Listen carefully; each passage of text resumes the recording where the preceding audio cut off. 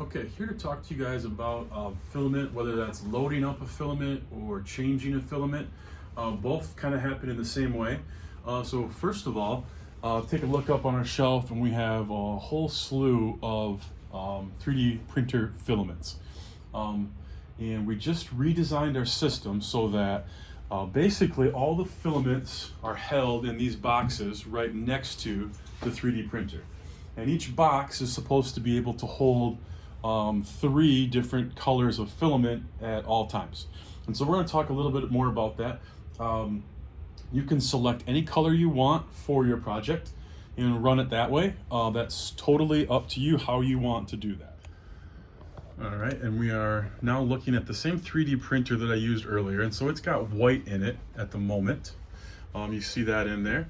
And so what we're going to do is we're going to show how to load another filament. This box currently only has 1 in it, but you can see there it's got these 3 lines coming out. And so right now the white is lined up with this tube that comes into the 3D printer and comes out of that. This other tube here is the old setup that they had right in there. And so that one's just kind of obsolete. We're just going to leave that one in there and not worry about it.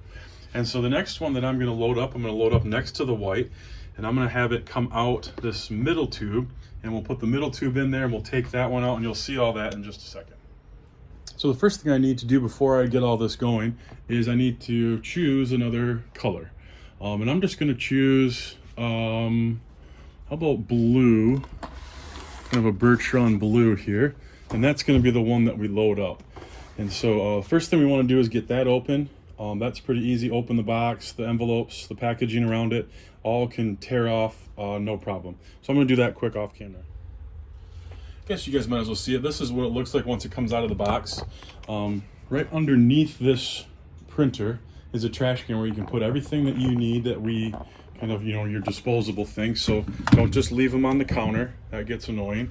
Having people clean up for you. And you can see on this packaging, it's got this little notch, and that's easy enough just to rip into. And they're all vacuum sealed, so you hear a little air kind of rush into them. And then on the filament, it's tucked into this little tab, so we need to take it out of there. And you just want to be careful with the filament. If you aren't careful how you get it out of this, it can kind of start unwinding off this spool, and then it's a big kind of pain to get that back where we need it to be. If it's got a bent end on it like this, in the same top drawer are a couple little snips like this. And so I'm just going to snip off just the part that's bent. And so we got a nice clean end on there now. All right, so you guys saw all that. And now I'm going to try to get the camera set up so you can kind of watch how I do this. At this point, it's probably a good time to get the filament ready to be changed. And so on our machine, what we want to do is we want to click filament, okay? And we're going to change filament, and it asks us to cut the filament. So with those same little snips here, we're going to go up there and we're going to cut it as close to that little top part as we can. All right, and that broke the white free, okay? And what we want to do in our box over here is kind of start spooling it back so just a little bit of the white is sticking out. So maybe that's, I don't know, 1/2 inch or so, and that's perfect.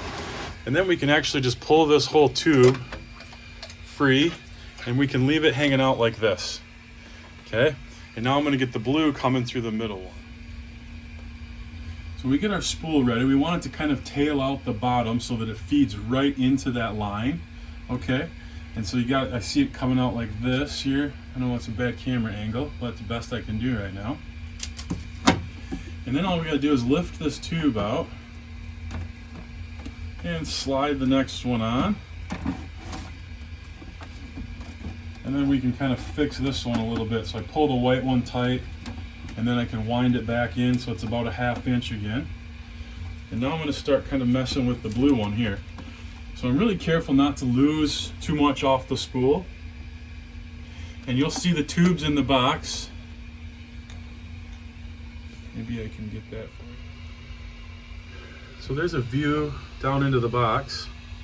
So right now I have the blue kind of unaligned so that I can get to that tube and feed it out there. And so now I'm going to feed the blue until it comes out there, is the goal.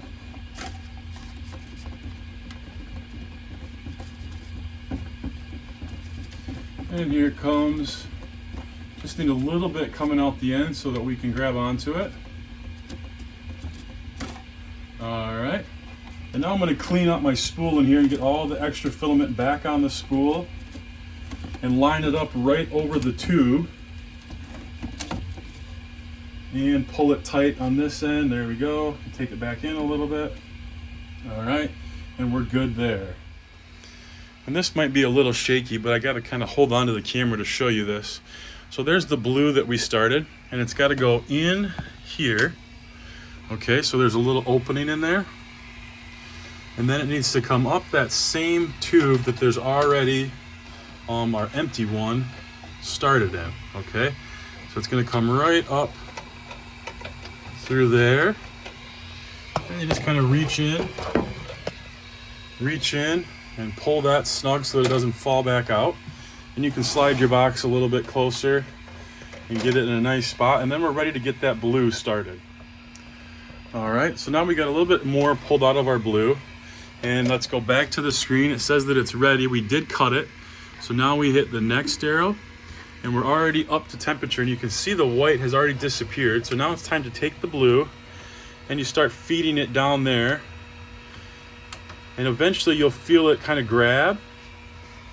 And you can see the old white coming out. And I'm pushing it in at the same time up here. And it will grab it and start feeding the blue through on its own. And what we want to do is keep feeding it. Okay? So it says feed, and it has a hold of it. It's pulling it itself now. So then I hit this next arrow. And it says press done when the new color appears. So I'm waiting for blue to show up. And there it's turning blue. So now I can hit done. And these Dremel 3D printers try to make you use their 3D filament, and it's a lot more expensive. And so what we're doing is we're using kind of a different Amazon brand that's a lot cheaper. That's why we have these boxes and all that kind of good stuff. And so what it's going to ask here in a second is if it's actually Dremel filament. And so we got to wait here just for a moment, hopefully a moment.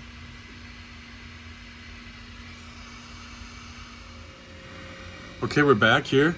And it says filament type not detected. And so it asks you a question, is this a Dremel filament or is this a non-Dremel filament?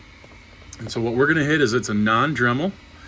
And it says by selecting custom, you accept liability. We do, so we just hit accept. Okay, then it asks for settings. And on all this PLA filament, what we want is we want the platform temperature to be at 60.